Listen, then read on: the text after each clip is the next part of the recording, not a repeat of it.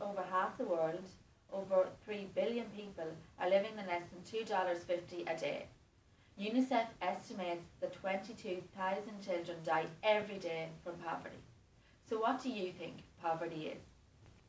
I believe poverty is not having the basic things you need to survive in life, such as food, water, shelter, and education. I believe poverty is not having the latest things you want, such as trends in fashion and technology.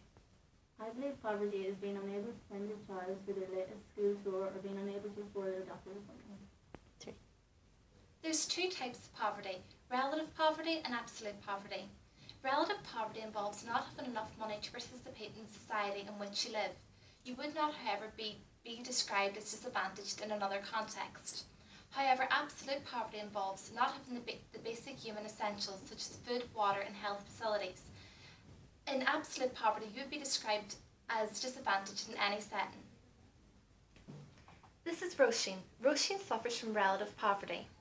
Relative poverty, Roisin suffers from this because her father used to be a builder and now due to the economic downturn, she cannot live in the manner that she was accustomed to. Roisin's family income has been severely decreased, and now as a result of this, Roisin does not have the same amount of money she has for leisure activities such as going to the cinema with her friends, or for buying new technological equipment such as iPads and laptop computers. So therefore, Roisin suffers from relative poverty. This is Suzanne. Suzanne suffers from absolute poverty. Suzanne's family struggles to have enough money to provide for food, water, and shelter. Therefore, Suzanne would be classified as disadvantaged in any setting because her basic human needs cannot be met. Relative poverty. These are some of the items you may feel that someone who is suffering from relative poverty may have to go without. They may not be able to afford to go to the cinema or may not have the latest trends in technology or clothes. They may feel excluded from their friends and therefore they may be said to be suffering from relative poverty. Absolute poverty. These are some of the basic items people suffering from absolute poverty have to live without every day. In some parts, people have to live without clean, fresh water, any food. They do not have education or healthcare facilities, and they have a lack of financial resources. Many children are left illiterate in areas suffering from absolute poverty due to these conditions. We're now going to look at a short news bulletin which will help you further demonstrate the differences between absolute poverty and relative poverty. Good evening and welcome to this evening's national and international news. Firstly, Cork City has once again been hit by large floods.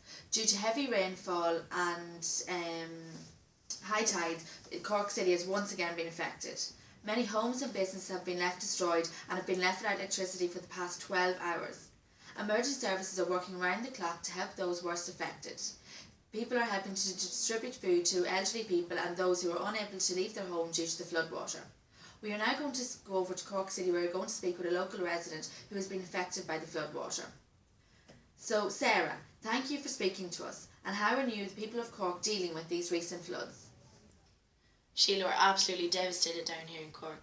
The floods have our electrical appliances, laptops, all our property ruined. There's people's property floating through the streets. Vulnerable people and elderly are stuck upstairs in their home and they're without electricity and heat. It's absolutely devastating. I hope the insurance is going to cost this. I don't know what I'm going to do without my laptop. I don't even have anything backed up. Thank you, Sarah, for speaking to us this evening, and I hope the conditions improve for you and the people of Cork in the coming days. Meanwhile, in international news, India has been affected by some of the worst floods in the past 50 years. Floodwaters entered over 100 villages in the last 24 hours and have completely destroyed them. 8 people have said to have lost their lives, with three of these 8 being school children. 3 million people have been left homeless in Bihar as a result of the River Kosi breaking its banks. I am now going to speak with my colleague on the phone, Jenny Martin. Jenny, what are the conditions like for the people in India at the moment? Sheila, this is the most catastrophic thing I've ever witnessed. Children have been missing since the floods. It is expected that they've been taken with the floods. All shelters have been destroyed.